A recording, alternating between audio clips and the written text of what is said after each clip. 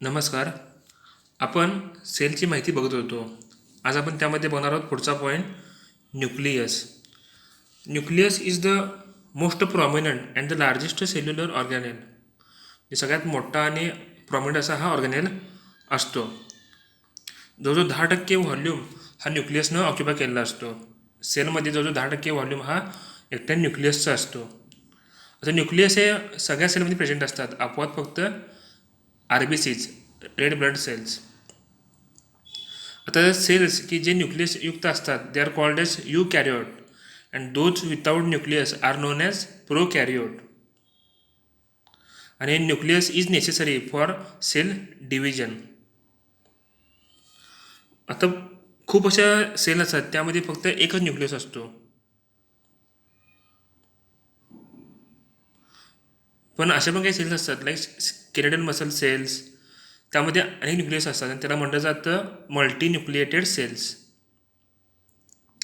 Generally कसं असतं, nucleus हा बरोबर सेंटरला असतो आणि तो मुख्यतः स्पेरिकल ह्या शेपमध्ये असतो. पण काही काही सेलनुसार त्याचं शेप अँड सिच्युएशन हे बदलू शकतं. The shape and situation of nucleus very in some cells. त्यात पुढचा पॉईंट आहे स्ट्रक्चर. तर nucleus is covered by a membrane called nuclear membrane and contains many components. Nucleus जसं सेल हा सेल मेम्ब्रेननं कवर केलेला असतो तसा न्यूक्लियस पण न्यूक्लियर मेम्ब्रेननं कवर केलेला असतो आणि त्यातमध्ये अनेक अशा न्यूक्लियसचे कंटेंट असतात. त्यामध्ये मुख्य असतं म्हणजे एक तर न्यूक्लिओप्लाझम, क्रोमॅटिन अँड न्यूक्लिओलस. तर पहिला येते न्यूक्लियर मेम्ब्रेन. आता मध्ये बघू शकतो आपण जी डायग्राम जी आहे राईट साईडला, त्यामध्ये हे जे आहे ना आउटर साईडला असं, दिस इज अ न्यूक्लियर मेम्ब्रेन. तर न्यूक्लियर मेम्ब्रेन हे is a double layered and पोरस इन नेचर. आपण बघू शकतो आपण की इथं मध्ये मध्ये याला असे पोर्स आहेत, बरोबर आहे. तर न्यूक्लियर मेम्ब्रेन हा डबल लेयर स्ट्रक्चर असतो आणि त्यामध्ये पोर असतात. पोर काय असतात तर न्यूक्लिओप्लाझम आणि बाहेरचे जे असतात सायटोप्लाझम हे अशी कम्युनिकेशन व्हावं म्हणून हे पोर असतात. The outer layer of the nuclear membrane is continuous with the membrane of endoplasmic reticulum. जे एंडोप्लाझमिक रेटिक्युलम असतात त्यासोबत त्याचा आउटर कवर हा कंटिन्यू होत असतो.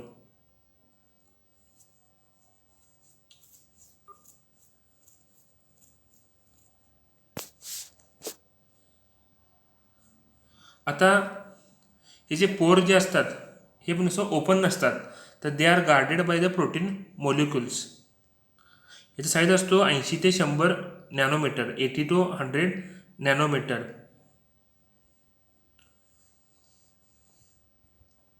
पण हा जो साईज जो असतो हा 7 to 9 नॅनोमीटर इतका कमी केला जातो due to presence of protein molecules. आणि the exchange of materials between the nucleoplasm and cytoplasm occurs through this pores. ह्या पोर्समधून हे एक्सचेंज होत असतं. The next is nucleoplasm. आता बघू शकतो आपण हे जे सगळं मटेरियल जे आहे it is a nucleoplasm inside the nuclear membrane. Nucleoplasm is a highly viscous fluid that forms the ground substance of the nucleus. जसे सायटोप्लाझम असतं सेलमध्ये तसं न्यूक्लियसमध्ये हे न्यूक्लिओप्लाझम असतं. तर nucleoplasm surrounds chromatin and nucleolus.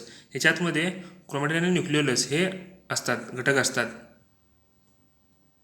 It contains dense fibrillar network of proteins called a nuclear matrix and many substances such as nucleotides and enzymes. The nuclear matrix forms the structural framework for organizing chromatin. आता आपण chromatin म्हणजे काय बघूया. थोडक्यात काय लक्षात ठेवायचं, जसं सेलमध्ये सायटोप्लाझम असतो तसं न्यूक्लियसमध्ये न्यूक्लिओप्लाझम असतो आणि त्याचं एक मॅट्रिक्स असतं. Next is chromatin. तर chromatin is a thread like material made up of large molecules of DNA. तर DNA पासून हे क्रोमॅटिन मटेरियल हे बनलेले असतात. आणि हे जे DNA मॉलिक्यूल जे असतात हे एका स्पेशल घटकाने एकमेकांशी बांधले जातात. This is a protein called as histone. So chromatin म्हणजे काय येणार तर ते प्रोटीन आणि ते DNA आणि हिस्टोन कॉम्प्लेक्स म्हणजे हे क्रोमॅटिन असतं. आणि न्यूक्लियर मटेरियलमध्ये जे मुख्य काय जास्त असतं तर हे क्रोमॅटिन नावाचा घटक असतो. आता DNA ची माहिती पुढं बांधणारच होतो आपण.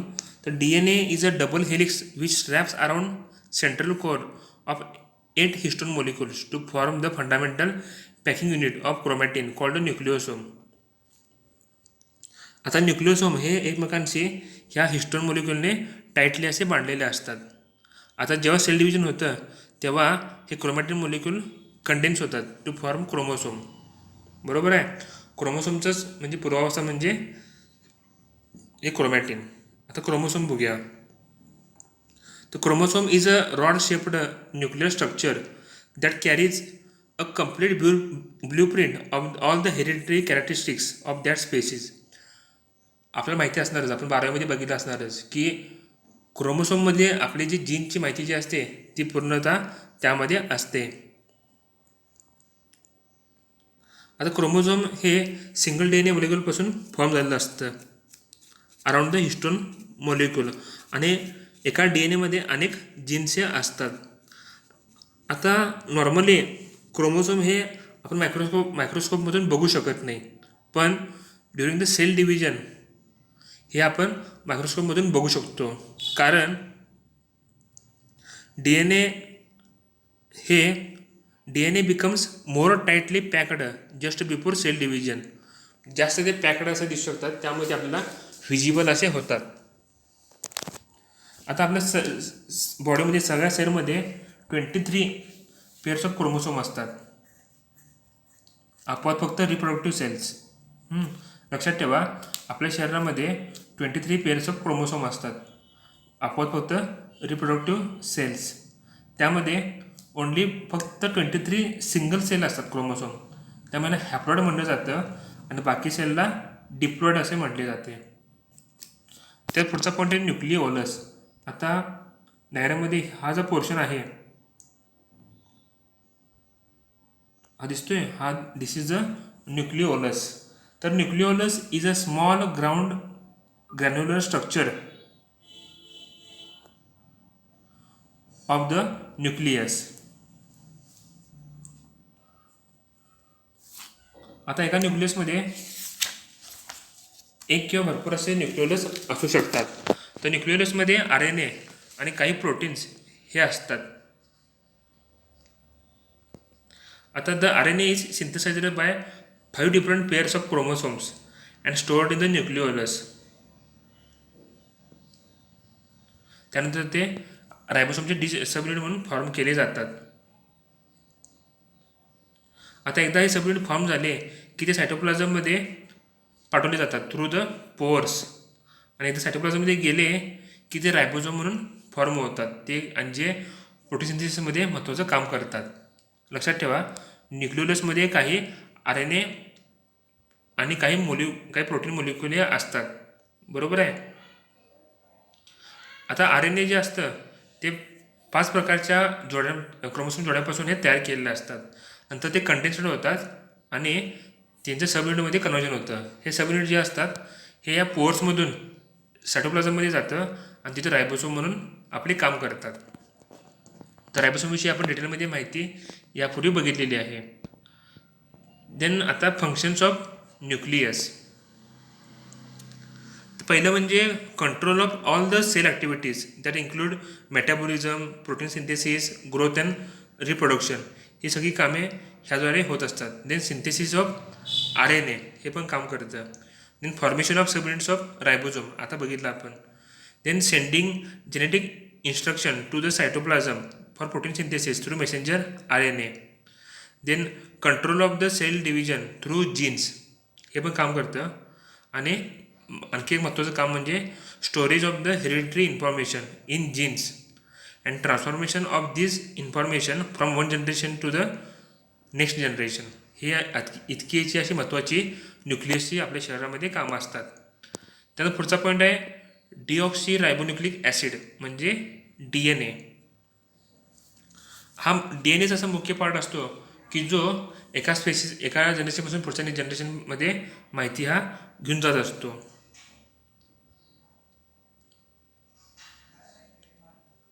आणि ह्याच्यामध्येच मुख्य अशा सूचना असतात की ज्या रायबोसोमला दिल्या जातात for the synthesis of protein. Gene is a part of DNA molecule. DNAमध्ये जीन्सचे असतात. आता DNA हा 2 ठिकाणी असतो, एक म्हणजे न्यूक्लियसमध्ये आणि दुसरा म्हणजे मायटोकॉन्ड्रियामध्ये. लक्षात ठेवा DNA हा 2 ठिकाणी असतो, एक म्हणजे न्यूक्लियस, दुसरा म्हणजे मायटोकॉन्ड्रियामध्ये.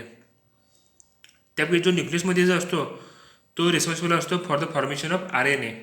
बरोबर आहे. आणि RNA फॉर्म झाला की त्यापासून सिंथेसिस ऑफ प्रोटीन होतं रायबोझोममध्ये. आणि मायटोकॉन्ड्रिया जो असतो त्याला म्हटलं जातं नॉन क्रोमोसोमल DNA असं त्याला म्हटलं जातं. आता DNAची आपण स्ट्रक्चर बघूया. तर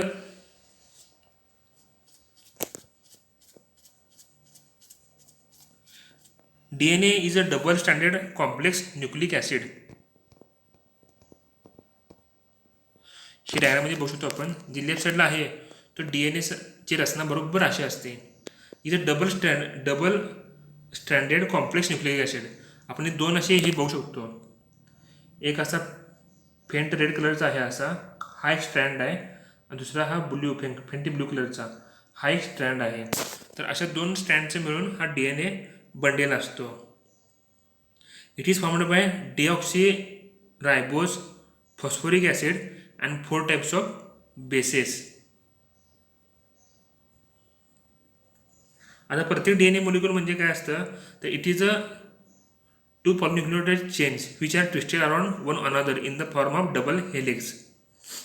आता प्रत्येक चेन्समध्ये कसं असतं तर शुगर, डिऑक्सिरायबोज आणि फॉस्फेट यापासून बनलेलं असतं.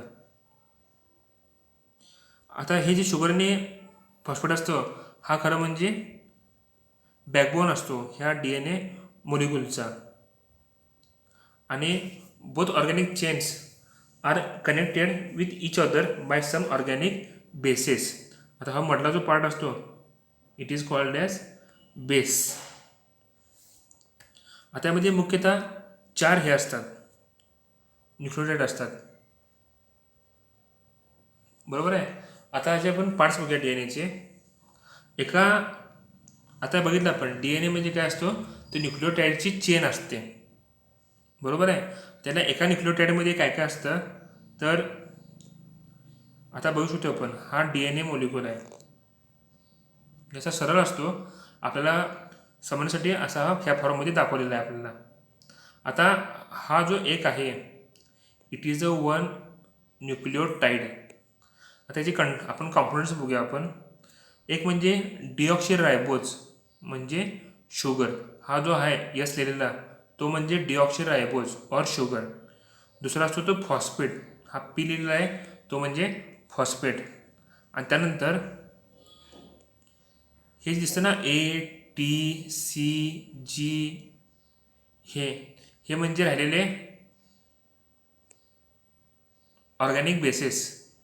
आता याची माहिती घेऊया. ए म्हणजे काय तर ॲडेनिन, जी म्हणजे गॉनिन, टी म्हणजे थायमिन आणि सी म्हणजे सायटोसिन.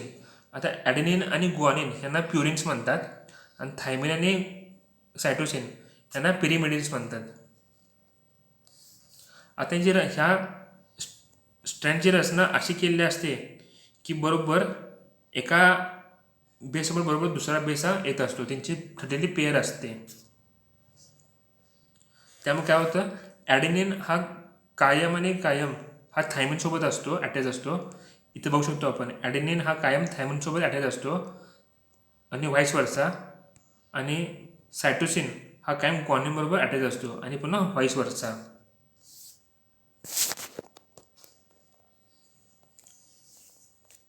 तर अशा प्रकारे DNAची ही रचना असते. पुढचा पॉईंट आहे जीन. आता जीन म्हणजे काय तर gene is a portion of DNA molecule that contains the message or code for the synthesis of proteins.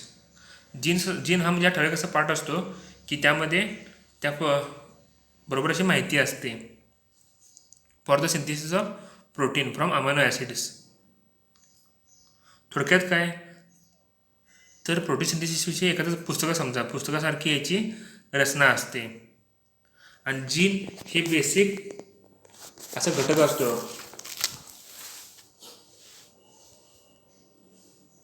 आता कसं असतं, आपण DNA बघितलं तर त्या DNA जेव्हा आपण 3 सक्सेसिव्ह बेस पेअर्स हे जेव्हा आपण एकत्र करतो तेव्हा त्यापासून ट्रिपलेट किंवा कोडॉन फॉर्म होतो. आणि ह्या कोडॉनमध्ये एक कोड असा हे केला असतो, दर्शवित असतो.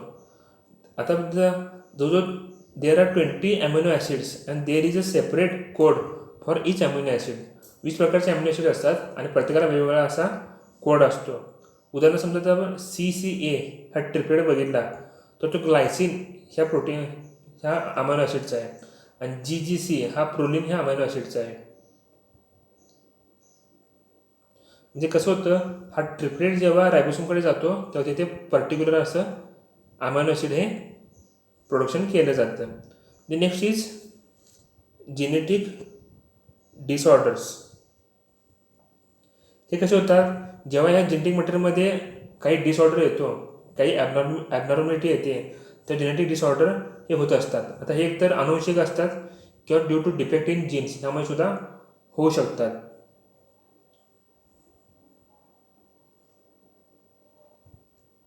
आता जीन डिफेक्ट जे असतात ते 2 कारणामुळे होऊ शकतात. एक म्हणजे जेनेटिक व्हेरिएशन, म्हणजे काय तर जे काही जीन्स आहेत त्यामध्ये व्हेरिएशन होणं.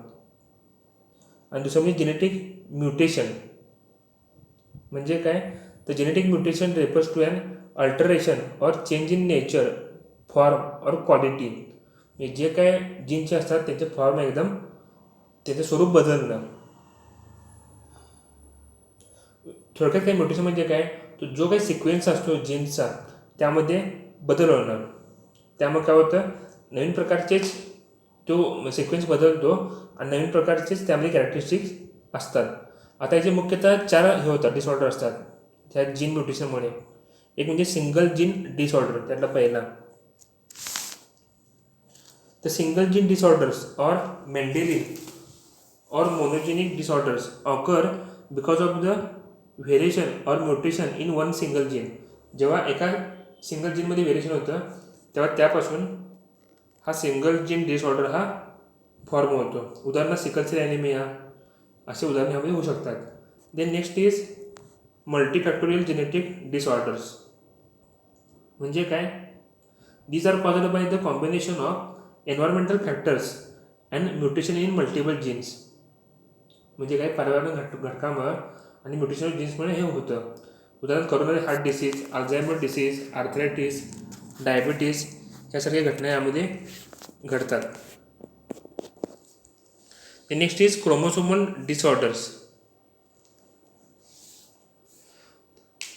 तर chromosomal disorder is a genetic disorder caused by, जेव्हा क्रोमोसोममध्ये ॲबनॉर्मल बदल होतो तेव्हा त्यापासून क्रोमोसोमल डिसऑर्डर होतो. याला म्हटलं जातं क्रोमोसोमल ॲबनॉर्मॅलिटी किंवा ॲनॉमली किंवा अबरेशन. ह्यात कसं होतं, खूप असं वेळा फिजिकल और मेंटल ॲबनॉर्मॅलिटी ही होऊ शकते. आणि याचे पुन्हा 2 प्रकार असतात. एक म्हणजे मोनोसोमी. मोनोसोमी म्हणजे काय, it is due to absence of one chromosome from normal diploid. आता डिप्लॉइडमध्ये जेव्हा एक क्रोमोसोम ॲबसेंट असतो त्यामुळे हे मोनोसोमी नावाचा हे होतो. उदाहरणार्थ टर्नर सिंड्रोम ह्यामध्ये फिजिकल काही जे ॲबनॉर्मॅलिटी असतात त्यामध्ये मोनोसोमी हा असतं. दुसरं म्हणजे ट्रायसोमी. इथं काय असतं तर देर is a presence of extra one chromosome along with normal diploid. मगाशी काय होतं, मोनोसोममध्ये एक कमी होतं आणि ट्रायसोममध्ये एकही जास्त असतं. उदाहरण डाऊन सिंड्रोम यासारखी या लक्षणं असतात. आता लास्ट आहे ते मायटोकॉन्ड्रियल DNA डिसऑर्डर. आता मगाशी बघितलं आपण DNA हे 2 ठिकाणी असतात, एक म्हणजे न्यूक्लियस आणि दुसरं मायटोकॉन्ड्रिया. त्यामुळे सुद्धा काही आजार होतात. उदाहरणार्थ Kearns Sayre syndrome, cardiomyopathy and paralysis of ocular muscle ह्या सगळी लक्षणे यामध्ये असतात. आता पुढचा पॉईंट येतो रायबोन्युक्लिक ॲसिड म्हणजे RNA. त्यामध्ये फक्त सिंगल चेन ऑफ न्यूक्लियोटाईडची असते. जसे DNA मध्ये 2 चेन असतात तसे RNA मध्ये फक्त सिंगल चेन असते. आणि ह्यामध्ये डिऑक्सिरायबोजच्या जागी नुसतं रायबोजा असतो. आणि RNA हा मुख्यतः DNA पासून फॉर्म केलेला असतो. ह्याचं आपण आता स्ट्रक्चर बघूया. तर RNA is a single standard structure. आता RNA मध्ये काय काय असतं तर मगासारखंच तिथं डिऑक्सिरायबोज असतो, इथं रायबोज असतो, फॉस्फेट असतो. आणि पुन्हा बेस जे असतात त्यामध्ये फक्त एकच बदल आहे. प्युरिनचे सेमच आहेत, ॲडेनिन आणि ग्वानिन. पिरिमिडिनमध्ये थायमिनच्या जागी तिथं युरासिल हे घटक असतं आणि सायटोसिन हा सेम असतो. आता बघूया आपण टाईप्स ऑफ RNA बघूया आपण. तर RNAचे मुख्यतः 3 टाईप्स असतात. एक म्हणजे मेसेंजर RNA और mRNA. ह्यामध्ये it carries the genetic code of the amino acid sequence for synthesis of protein from the DNA to the cytoplasm. म्हणजे प्रोटीन सिंथेसिससाठी जी काही इन्फॉर्मेशन असते ती कॅरी करण्याचं काम हा mRNA हा करत असतो. दुसरं म्हणजे transfer RNA. This RNA is responsible for decoding the genetic message present in mRNA. mRNA मध्ये जो काही मॅसेज आला तो डिकोड करणं हेच मुख्य असं काम असतं. तिसरं म्हणजे रायबोसोमल RNA. हा मुख्यतः रायबोसोमच्या आतमध्ये प्रेझेंट असतो हा रायबोसोमल RNA. त्यामुळे it forms the part of structure of ribosome. आणि हे मुख्यतः कसं असतं, याचं मुख्य काम असतं की ॲमिनो ॲसिड्स हे असेंबल करणं आणि त्यापासून प्रोटीन फॉर्म करणं हेच मुख्य असं काम असतं. The next is gene expression. Gene expression म्हणजे process by which the information encoded in the gene is converted into functional gene product or document of instruction. यामध्ये मुख्यतः 2 स्टेप म्हणजे जे काय कोड जो असतो हा कोडची उलगडा करणं म्हणजे जीन एक्सप्रेशन. यामध्ये मुख्य 2 घटक असतात. एक म्हणजे ट्रान्स्क्रिप्शन ऑफ जेनेटिक कोड. आता ट्रान्स्क्रिप्शन म्हणजे कॉपी करणं. म्हणजे काय तर DNA पासून RNA मध्ये हा जीन कोड जो असतो तो कॉपी करणं. आता प्रोटीन हे रायबोसोममध्ये सिंथेसाइज केले जातात. रायबोसोम हे सायटोप्लाझममध्ये असतात. पण आता कसं असतं, कोणतं प्रोटीन सिंथेसिस करायचं हे काम DNA मध्ये ठरवतं, बरोबर आहे. आणि DNA हा न्यूक्लियसमध्ये असतो. आता DNA हा मॅक्रोमोलिक्युलर असतो, त्यामुळे तो त्या पोर्समधून आरपार जाऊ शकत नाही. त्यामुळे काय केलं जातं की DNA हा RNA मध्ये कन्वर्ट केला जातो, बरोबर आहे. त्यामुळे काय होतं की DNAचा जो माहिती जी असते ती RNA मध्ये कॉपी केली जाते.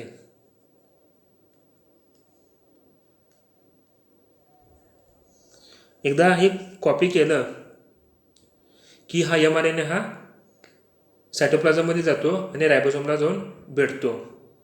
तर formation of mRNA from DNA is facilitated by the enzyme RNA polymerase. RNA पॉलिमरेजद्वारे ही क्रिया ही सुटेबल अशी केली जाते. Next is translation. ट्रान्सलेशन म्हणजे process by which protein synthesis occurs in the ribosome. Actually process जी असते प्रोटीन सिंथेसिसची त्याला म्हटलं जातं ट्रान्सलेशन.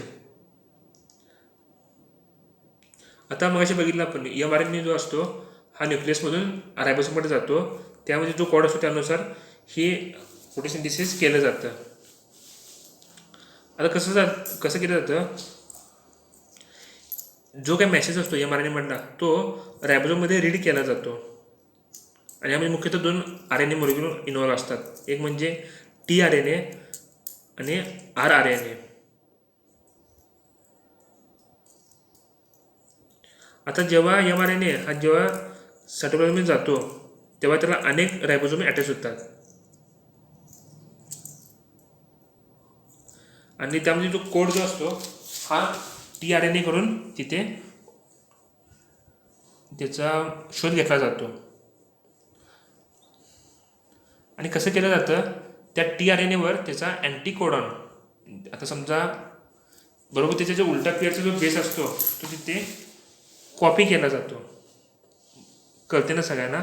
म्हणजे समजा AGC असं असेल समजा त्यावर कोड, तर त्यापासून UC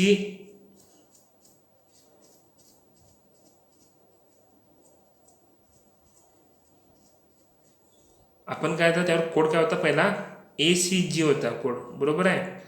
त्यापासून UGC म्हणजे उलटा प्रवृत्तीचा कोड हा अँटीकोडॉन त्यामध्ये फॉर्म केला जातो. आणि त्यानंतर हा कोड जर फॉर्म झाला की नंतर RNA पासून हे प्रोटीन हे सगळे असेंबल अॅमिनो ॲसिड्स हे असेंबल केले जाते आणि त्यापासून प्रोटीन फॉर्मेशन हे केलं जातं. अशा प्रकारे प्रोटीन फॉर्मेशन हे होत असतं. थोडक्यात काय होतं, जेव्हा mRNA हा रायबोझोममधून भेटतो त्यावर जो कोड असतो बरोबर त्याच्या उलटा कोड, बरोबर आहे, तो उलटा कोड हा फॉर्म केला जातो. It is called as anticodon आणि त्यापासून प्रोटीन सिंथेसिस हे केलं जातं. त्या next point is cell death. आता सेल डेथ हे मुख्यतः 2 घटकापासून होते, 2 प्रकारे होऊ शकते. एक म्हणजे नेक्रोसिस आणि दुसरं म्हणजे ॲपोप्टोसिस. आता नेक्रोसिस बघूया आपण. नेक्रोसिस म्हणजे it is a uncontrolled and unprogrammed death of the cells due to unexpected and accidental damage. म्हणजे काही प्लॅनिंग न करता काहीतरी आकस्मिक घटना घडली की त्यावेळी जो डेथ होतो it is called as necrosis. कुठला समजा ॲक्सिडेंट झाला किंवा काही डॅमेज झाला त्यापासून सेल डेथ होऊ शकते. It is also called as cell murder because of the cell is killed by the extracellular or external events. म्हणजे बाकीच्या बाहेरच्या घटकामुळे सेल डेथ केली जाते, म्हणून it is also called as cell murder. आणि जेव्हा तिथे सेल डेथ होते किंवा नेक्रोसिस तिथं होतो तेव्हा काही हार्मफुल सबस्टन्सेस तिथे रिलीज केले जातात. त्यामुळं बाकी नेबरिंग टिश्यूचे पण डॅमेज आणि इन्फ्लमेशन हे होत असतं. आता आपण कॉजेस बघूया त्याचे. कॉमन कॉज म्हणजे injury, infection, inflammation, infarction, cancer ही सर्व मुख्य अशी कारणे असतात नेक्रोसिसची. आता नेक्रोसिस हे इंड्यूस केलं जातं by both way, physical or chemical event such as heat, radiation, trauma, hypoxia. यामुळे काय होतं, there is a lack of blood flow and exposure to toxins. आता नक्की प्रोसेस म्हणजे कशी घडते, तर पहिला सेल हा स्वेल होतो causing damage of the cell membrane and appearance of many holes in the membrane. Cell एकदा स्वेल झाला की तिचं मेम्ब्रेन हे फुगतं आणि त्यामध्ये पोरे तयार होतात. त्यामुळे काय होतो, जो काही इंटरसेल्युलर कंटेंट असतो हा त्या पोरमधून बाहेर येतो आणि त्यामुळे आतलं जे इंटरसेल्युलर एन्व्हायरमेंट जे असतं ते बदललं जातं. त्याचवेळी बाहेरील मोठ्या प्रमाणामध्ये कॅल्शियम आयन हे आतमध्ये जातात. त्यामुळे काय होतं, मायटोकॉन्ड्रिया आणि बाकी ऑर्गन हे डॅमेज केले जातात. आणि जेव्हा हे कॅल्शियम आयन आतमध्ये जातात, हे आतील जे ऑर्गन जे असतात त्याच्या घटकामध्ये खूप असा ड्रास्टिक असा फरक पडतो. आणि कॅल्शियम आयन काय करतं आणखी काम एक, तर ते it causes release of toxic materials that activates the lysosome enzymes. ते काय टॉक्सिक मटेरियल रिलीज करतं, त्यामुळे लायसोसोम एन्झाईम हे ॲक्टिवेट होतात आणि लायसोसोम एन्झाईमद्वारे ह्या सेल्युलर कॉम्पाऊंडचं डिग्रेडेशन केलं जातं आणि सेल ही टोटली डेथ होते. आणि जेव्हा सेलचे काही डेब्रिस घटक तयार होतो it is ingested by the neighbouring cells. तर अशा प्रकारे घटना घडून नेक्रोसिस हे होत असतं. आता जेव्हा नेक्रोसिस होतं तेव्हा त्याचे नेबरिंग टिश्यू जे असतात ते त्याला कसं रिस्पॉन्स देतात ते बघूया. मुख्यतः त्यामध्ये फॉस्फोलिपिड्स मेम्ब्रेन जे असतं लाईक द ॲरेकनॉटिक ॲसिड ह्याला काही वेगळ्या प्रकारे नेबरिंग टिश्यूवर रिस्पॉन्स देत असतात. आता कसं होतं, there is a dilatation of capillaries in the region and thereby increasing local blood flow. Capillary dilate होतात, त्यामुळे तिथं ब्लड फ्लो हा मोठ्या प्रमाणामध्ये वाढवला जातो. तसं तिथं टेम्परेचरही मोठ्या प्रमाणामध्ये वाढतं, त्यामुळे तिथे रेडनेस होतो. त्यानंतर तिथे हिस्टॅमिन रिलीज केले जातात, त्यामुळे तिथे त्या ठिकाणी पेन हे होत असते. त्यानंतर त्या ठिकाणी ल्युकोसाइट्स आणि मॅक्रोपेजेस ह्यांचं मायग्रेशन होतं, त्यामुळं there is a increase the permeability of the capillary. त्यामुळं वॉटर हे ब्लडमधून त्या टिश्यूमध्ये फ्लो होतो, त्यामुळे तिथं इडिमा येतो. आता जे ल्युकोसाइट्स आणि मॅक्रोफेजेस जे असतात ते ही सेल्युलर डेब्रिज जे असतं ते खाऊन टाकण्याचं काम करतात, म्हणजे एंगल्फ करतात.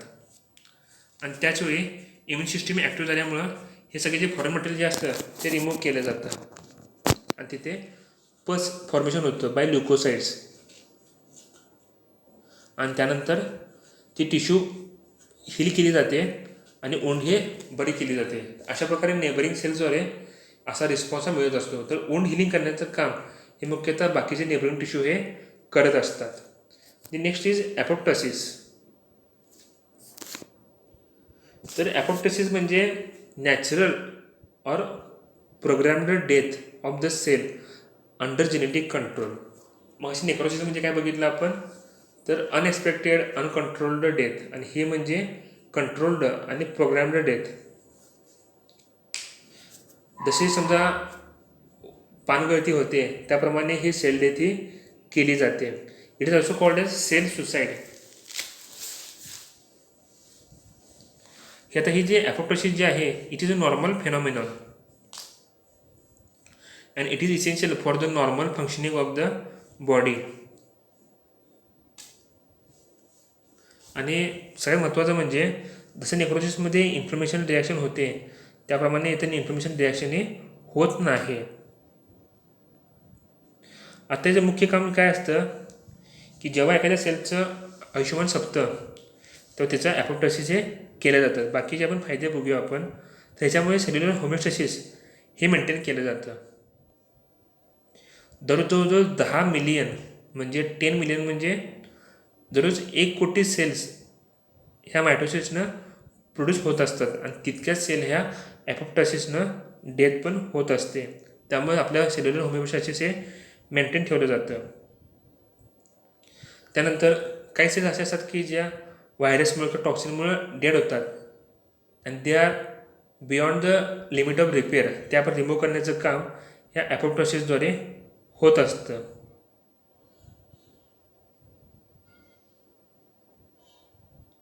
आणि ही ॲपोप्टोसिस क्रिया ही मुख्यतः याचं मुख्य काम असतं तर आडल्यामध्ये याचा खूप सारा फायदा असतो. उदाहरणार्थ आता जेव्हा सेलनेस डेव्हलप होत असते तेव्हा मोठ्या प्रमाणामध्ये न्यूरॉन्स हे फॉर्म होत असतात, पण 50% न्यूरॉन्स हे सिनॅप्स फॉर्मेशन करताना रिमूव्ह केले जातात.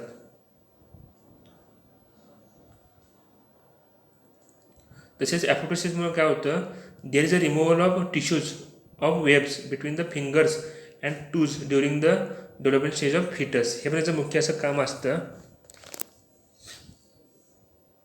तर it is necessary for regression and disappearance of duct system during sex differentiation in foetus. हे पण मुख्य काम असतं. आणि अशा काही सेल्स असतात की ज्या नेबरिंग सेल्सपासून त्याचं म्हणजे कॉन्टॅक्ट लूज होतो, तर त्या सेलचं डेथ करण्याचं कामसुद्धा ह्यामध्ये होत असतं. तसेच मेन्स्ट्रुअल सायकलमध्ये जे स्लपिंगचं काम असतं ते पण ह्याद्वारे होत असतं. आणि apoptosis remove the auto aggressive T cells and prevents autoimmune disease. हे पण याचं मुख्य असं काम असतं. आता हे 2 प्रकारे काम करतं. एक म्हणजे पॉझिटिव्ह सिग्नल्स आणि दुसरं म्हणजे निगेटिव्ह सिग्नल्स. आता विड्रॉल ऑफ पॉझिटिव्ह सिग्नल्स म्हणजे आता positive signals are the signals which are necessary for the long time survival of most of the cell. म्हणजे सेलची वाढ व्हावी, ग्रोथ व्हावी म्हणून जे सिग्नल रिक्वायर असतात त्यांना म्हटलं जातं पॉझिटिव्ह सिग्नल्स. उदाहरणार्थ nerve growth factors for neurons आणि इंटरल्युकिन 2 फॉर सेल्स आणि लिम्फोसाइट्स. हे जे पॉझिटिव्ह सिग्नल जे असतात ज्यामुळे सेल्स हे आपले काम अविरतपणे कायम असे करत असतात. जेव्हा हा पॉझिटिव्ह सिग्नल्स आपण रिमूव्ह करून घेतो तेव्हा तिचं ॲपोप्टोसिस होऊन सेल डेथ होते. हे पण एक होऊ शकतं. आणि दुसरं म्हणजे अरायवल ऑफ निगेटिव्ह सिग्नल्स. जेव्हा तिथे निगेटिव्ह सिग्नल्स हे पाठवले जातात. आता negative signals are the external or internal stimuli which initiate ॲपोप्टोसिस.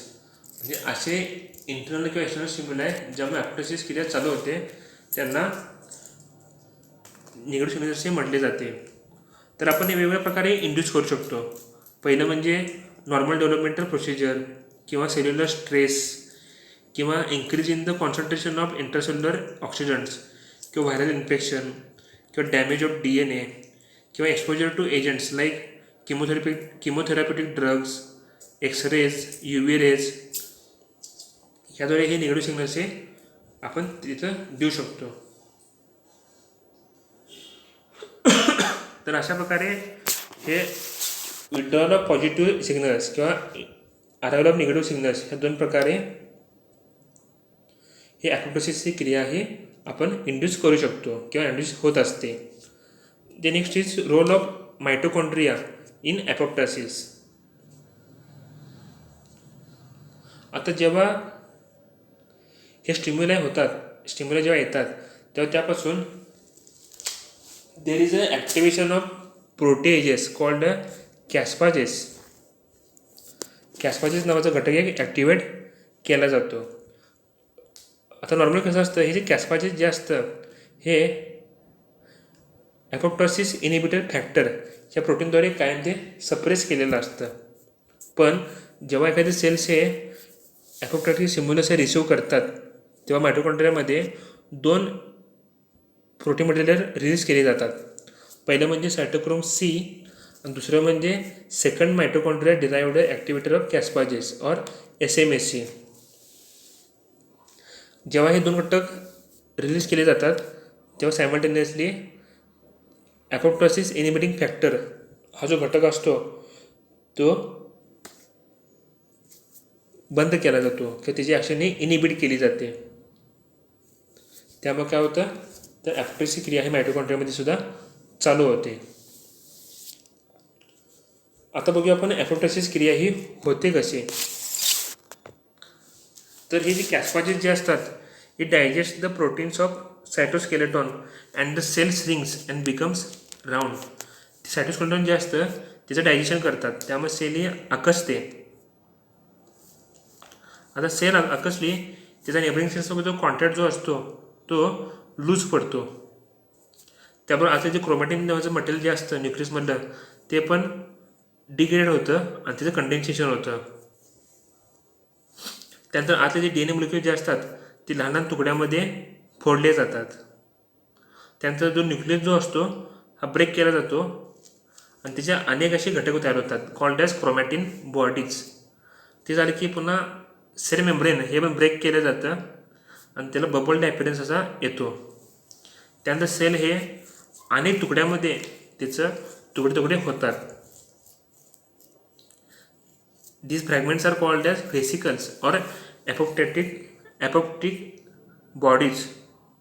आणि हे apoptotic bodies जे असतात they are engulfed by the phagocytes and dendritic cells. अशा प्रकारे हे एखादी सेल्सचं ॲपोप्टोसिस क्रिया ही होत असते. आता हे झालं नॉर्मल झालं. काय कसं होतं there is a abnormal apoptosis also. पण नॉर्मल हेच आपल्या शरीरासाठी चांगलं असतं. हे ॲबनॉर्मल जे असतं it is dangerous to us. तर काय कसं होतं there is a too much apoptosis खूप प्रमाणात होतं. उदाहरणार्थ इस्चेमिक रिलेटेड इंजुरीज किंवा autoimmune disease like haemolytic anaemia, thrombocytopenia किंवा ॲक्वायर्ड इम्युनोडेफिशियन्सी सिंड्रोम म्हणजे एड्ससारखं किंवा neuro degenerative diseases like Alzheimer disease ह्यामध्ये there is a too much ॲपोप्टोसिस. तर काय काय वेळा टू लिटर ॲपोप्टोसिस म्हणजे गरजेपेक्षा पण कमी असं ॲपोप्टोसिस होत असतं. उदाहरणार्थ कॅन्सर किंवा ऑटोइम्युन लिम्फोप्रोलिफरेटिव्ह सिंड्रोम ALPS ह्यामध्ये असं हे होत असतं. The next is cell adaptation म्हणजे काय, changes taking place in a cell in response to environmental changes. जे काही बाह्य वातावरणामध्ये बदल होत असतो त्याला अनुसरून सेल आपल्या आतमध्ये काय बदल करतं. It is called as cell adaptation. आता सेलला कायम धोका असतो म्हणजे स्ट्रेस, केमिकल एजंट्स, डिसिजेस किंवा एन्व्हायरमेंटल हजार्ड्स यामुळे त्याला कायम असा धोका असतो. तरी पण सेल हे सर्वाईव्ह करत असतं आणि त्याचे फंक्शन्स हे नॉर्मली करत असतं. आणि जेव्हा सेल हे सर्वाईव्ह करू शकत नाही तेव्हा त्याची डेथ होत असते. आता असे कोणते घटक आहेत, तर पहिलं म्हणजे ॲट्रॉपी. तर cell adaptation occurs by 5 ways. त्याला पहिलं म्हणजे ॲट्रॉपी. ॲट्रॉपी म्हणजे काय, तर सेल साईज हा कमी होतो. Atrophy of more number of cells results in decreased size or wasting of the connective tissue, organ or part of the body. जेव्हा ॲट्रॉपी होते तेव्हा त्या सेलची किंवा टिश्यूची किंवा त्या ऑर्गनची आकार हा कमी होतो. हे होतं कारण एक म्हणजे पुअर नरिशमेंट किंवा डिक्रीज्ड ब्लड सप्लाय किंवा लॅक ऑफ वर्कलोड और एक्झरसाइज किंवा loss of control by nerves और हार्मोन्स और intrinsic diseases of the tissue और ऑर्गन ह्यामुळे हे ॲट्रॉपी होत असते. आता ॲट्रॉपीचे पुन्हा 2 प्रकार असतात. एक म्हणजे फिजिओलॉजिकल, दुसरं म्हणजे पॅथॉलॉजिकल. फिजिओलॉजिकल म्हणजे ॲट्रॉपी उदाहरण म्हणजे atrophy of thymus in childhood and tonsils in adolescence. बरोबर आहे. आणि पॅथॉलॉजिकल ॲट्रॉपी म्हणजे skeletal muscle, cardiac muscle, sex organs and brain हे म्हणजे पॅथॉलॉजिकल ॲट्रॉपी. दुसरं आहे ते हायपरट्रॉपी. हायपरट्रॉपी म्हणजे काय, increase in the size of a cell. त्यामुळे काय होते, देर इज अ एनलार्जमेंट और ओव्हरग्रोथ ऑफ एन ऑर्गन और अ पार्ट ऑफ द बॉडी. आता हायपरट्रॉपी ही मुख्यतः 3 प्रकारे असते. एक म्हणजे फिजिओलॉजिकल. ही होते ड्यू टू इन्क्रीज्ड वर्कलोड और एक्झरसाइज. त्यामध्ये असतं एक म्हणजे मस्क्युलर हायपरट्रॉपी. जेव्हा आपण जास्त व्यायाम करतो, एक्झरसाइज करतो त्यामुळं there is a increase in bulk of the skeletal muscle. दुसरं म्हणजे व्हेंट्रिक्युलर हायपरट्रॉपी. तर increase in the size of the ventricles due to increase the which is advantageous only if it occurs in response to exercise. जेव्हा त्या एक्झरसाइजमध्ये त्याचा size वाढतो तेव्हा there is a ventricular hypertrophy. हे झालं फिजिओलॉजिकल हायपरट्रॉपी म्हणजे muscular hypertrophy आणि ventricular hypertrophy. It is a physiological hypertrophy. The next is pathological hypertrophy. तर जेव्हा सेलचे जेव्हा वाढतो काही पॅथॉलॉजिकल चेंजेसमुळं तेव्हा त्याला म्हटलं जातं पॅथॉलॉजिकल हायपरट्रॉपी. उदाहरणार्थ if there is a ventricular hypertrophy that occurs due to pathological conditions such as high blood pressure, त्यामुळे जेव्हा तो ventricular hypertrophy होते तेव्हा it is a pathological. and next is compensatory hypertrophy. म्हणजे जेव्हा एका सेलला कॉम्पन्सेट म्हणून दुसऱ्या सेलची साईज वाढते तेव्हा त्याला कॉम्पन्सेटरी हायपरट्रॉफी असे म्हटले जाते. म्हणजे उदाहरणार्थ जेव्हा समजा आपण एक किडनी रिमूव्ह करतो एखाद्या पेशंटमध्ये तेव्हा आपोआपच दुसऱ्या किडनीची साईज वाढते. त्याला म्हटलं जातं कॉम्पन्सेटरी hypertrophy. Next is hyperplasia. Hyperplasia म्हणजे increase in number of the cells due to increase the cell division or mitosis. जेव्हा सेलचा नंबर वाढतो तेव्हा देर इज अ हायपरप्लॅसिया.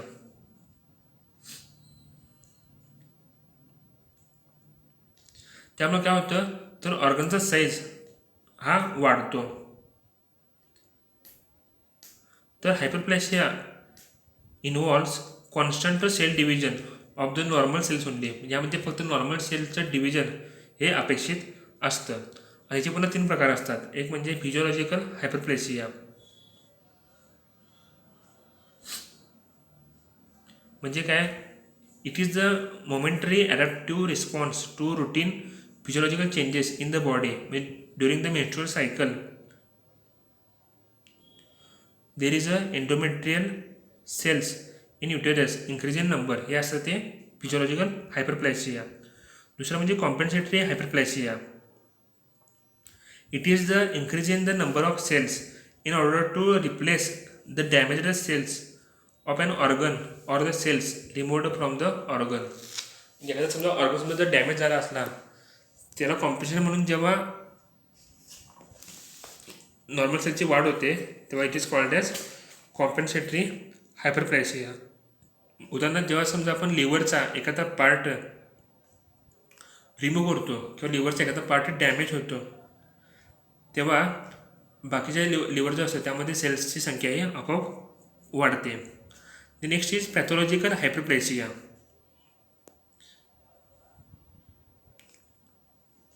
तर it is a increase in number of cells due to abnormal increase in hormone secretion. म्हणजे hormone secretion जास्त प्रमाणात झाल्यामुळं there is increase in number of cells. उदाहरणार्थ जेव्हा ग्रोथ हार्मोनचे प्रमाण वाढतं तेव्हा त्यापासून सेल वाढून त्यापासून जिजॅन्टिझम किंवा ह्यासारखे रोगे होत असतात. It is a hyperplasia. The next is dysplasia. It is the abnormal change in the size, shape and organisation of the cell. तो सेलचा साईज, शेप अँड ऑर्गनायझेशन बदलतो तो त्याला डिस्प्लेसिया असे म्हणलं जातं. तसं पाहिलं तर it is not a true adaptation. उदाहरणार्थ म्हणजे it is common in epithelial cells of cervix and respiratory tract. And next is metaplasia. Metaplasia म्हणजे काय, the replacement of one type of cell with another type of cell. म्हणजे एक sale ही दुसऱ्या सेलपासून replace केली जाते. ह्याचे पण दोन प्रकार पडतात. एक म्हणजे फिजिओलॉजिकल मेटाप्लॅसिया. तर जेव्हा ही replacement he occurs under normal physiological condition, it is called as physiological metaplasis. उदाहरणार्थ transformation of cartilage into bone and transformation of monocytes into macrophages हे उदाहरणार्थ आहे फिजिओलॉजिकल मेटाप्लॅसियाचं. आणि पॅथॉलॉजिकल मेटाप्लॅसियाचं उदाहरण म्हणजे it is a irreversible replacement. ही reverse पुन्हा होऊ शकत नाही due to the constant exposure to harmful stimuli. जेव्हा एखादी हार्मफुल स्टिम्युली ही कंटिन्युअसली देत असते तेव्हा त्यापासून इरिव्हर्सिबल रिप्लेसमेंट ही होत असते. उदाहरणार्थ if there is a constant smoking. जेव्हा एखादी व्यक्ती कॉन्स्टंट क्रॉनिक स्मोकिंग करत असतो तेव्हा mucus secreting ciliated columnar epithelial cells हे नॉन सिलिएटेड स्क्वॅमस एपिथेलियल सेल्सद्वारे रिमूव्ह केले जातात. आणि जरी समजा हे स्मोकिंग जरी मग कंटिन्यू राहिलं तर दिस सेल्स बिकम्स कॅन्सरस. तर अशा प्रकारे हे मेटाप्लॅसियासारखी उदाहरणं होत असतात. The next point is cell degeneration. आता सेल डिजनरेशन म्हणजे काय, तर damage of the cells at the cytoplasmic level without affecting the nucleus. न्यूक्लियसला डॅमेज करण्या ते सोडून बाकी सायटोप्लाझमला डॅमेज करणं म्हणजे cell degeneration. It may result in functional impairment और डेटोरेशन ऑफ टिश्यू और ऑर्गन. उदाहरणार्थ लिव्हर, हार्ट, किडनी याच्यासारख्या आजारामध्ये हे असतं. याचे मुख्य कारण म्हणजे ॲट्रॉपी, hypertrophy, hyperplasia or dysplasia of the cell किंवा fluid accumulation in the cell किंवा fat infiltration into the cell or calcification of cellular ऑर्गॅनेल्स. यामुळं हे सेल डिजनरेशन हे होऊ शकतं. Next is cell ageing. जेव्हा आता प्रत्येक सेलचं पण एक नॉर्मल एज लिमिट असतं. आता जसं बघितलं आपण RBCचा किती 120 दिवस हा टाईम स्पॅन असतो, लाईफ स्पॅन असतो, तसं प्रत्येक सेलचा एज हे ठरलेलं असतं. आणि जसं जसं सेलचं एज जात असतं तेव्हा त्यामध्ये स्ट्रक्चरल अँड फंक्शनल चेंजेस त्यामध्ये होत असतात. आणि हे चेंजेस जे असतात हे मुख्यतः DNA, RNA, proteins and lipids ह्यामध्ये होत असतात. बरोबर आहे. जसजशी सेल ही ओल्ड होत जाते तसतसे ह्यामध्ये DNA, RNA, प्रोटीन आणि लिपिड्समध्ये चेंजेस हे होत असतात.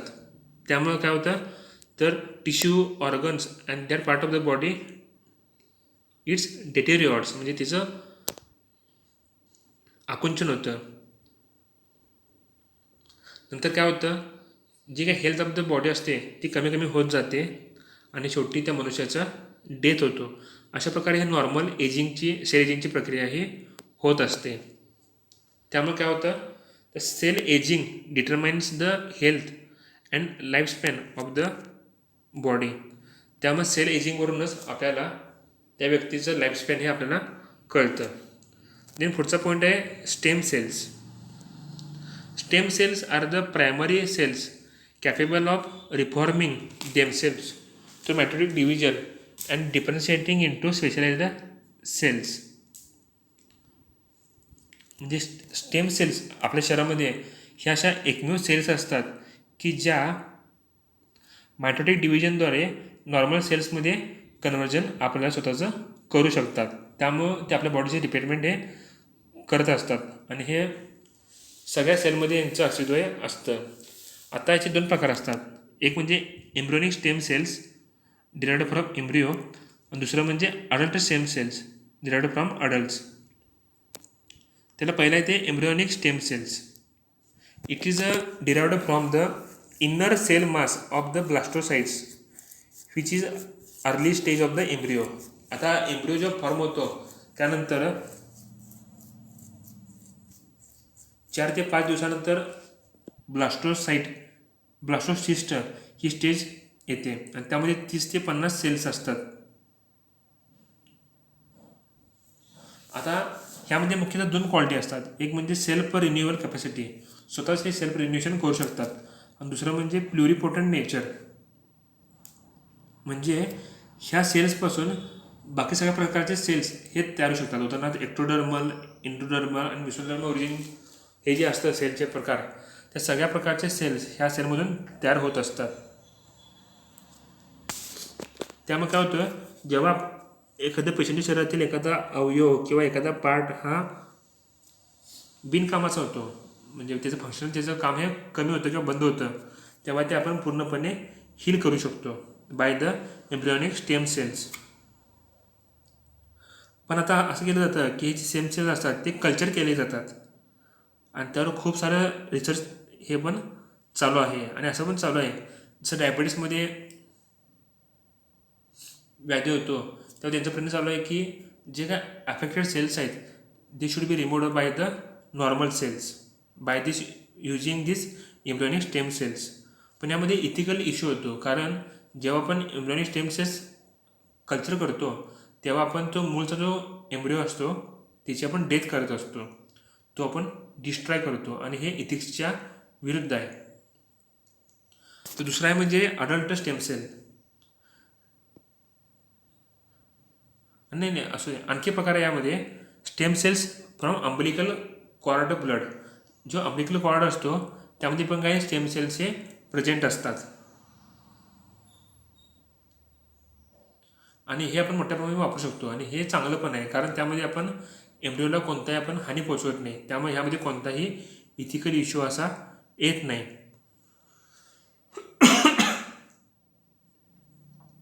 आत्ताच्या काळामध्ये जवळजवळ 70 प्रकारच्या व्याधीमध्ये डिसीजमध्ये ट्रान्सफर करण्यासाठी हे stem cells derived from umbilical cord हे मोठ्या प्रमाणामध्ये वापरले जातात. तर अशा प्रकारे ह्याचा मोठ्या प्रमाणामध्ये सध्याच्या काळामध्ये यूज होत आहे. Next is adult stem cells. आता मग बघितलं आपण एम्ब्रियोनिक स्टेम सेल्स. हे जे सेल्स असतात ते do not disappear after the birth. तर हे आपल्या शरीरामध्ये लाईफ टाईमसाठी हे सेल्स हे अस्तित्वात असतात आणि कायम हे रिपेअरमेंटचं काम हे या सेल्सद्वारे होत असतं. जे काय सेल डॅमेज होतात त्यांचे रिपेअरमेंट करण्याचं काम ह्या सेल्सद्वारे होत असतं, पण याचा संख्या खूपच अशी कमी असते. आता मुख्यतः ग्रोईंग चिल्ड्रनमध्ये आणि अडल्टमध्ये यांची संख्या ही असते. ह्यांना सोमॅटिक स्टेम सेल्स असंही म्हटलं जातं आणि ते आपल्या शरीरामध्ये सगळीकडे यांचं प्रेझेन्स हे असतं.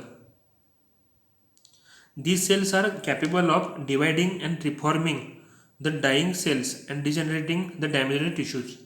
जे काय सेल ह्या मृत्यूअवस्थेमध्ये आल्यात त्यांचं रिजनरेशन करण्याचं काम ह्या सेल्सद्वारे होत असतं.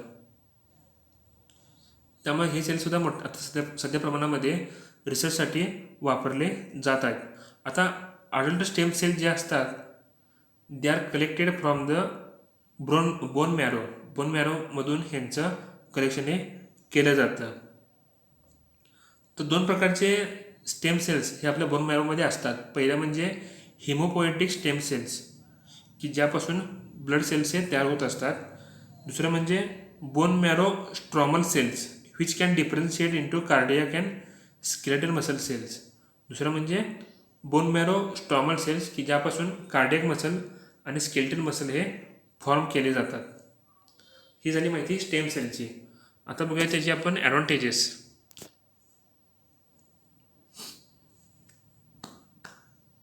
आता हे अडल्ट स्टेम सेल जे असतात they can be used in bone marrow transplant.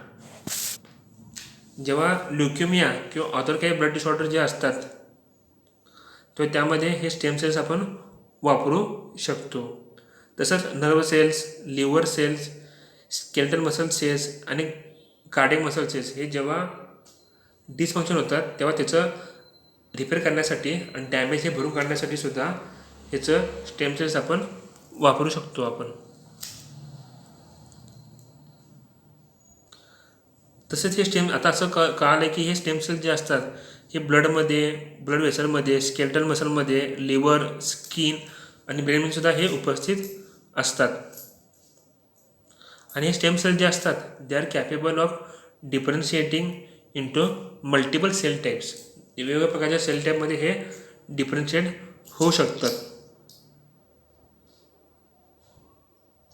त्यामुळं फक्त ह्या एका प्रकारच्या स्टेम सेलद्वारे आपण वेगवेगळ्या प्रकारचे आजार जसे heart disease, diabetes, Parkinson disease, Alzheimer disease, spinal cord injury, stroke आणि रुमेटॉइड आर्थरायटिस हे वेगवेगळ्या प्रकारचे जे आजार आहेत ते आपण ह्या एका स्टेम सेलद्वारे आपण ते आजार हे बरे करू शकतो. तर इतक्या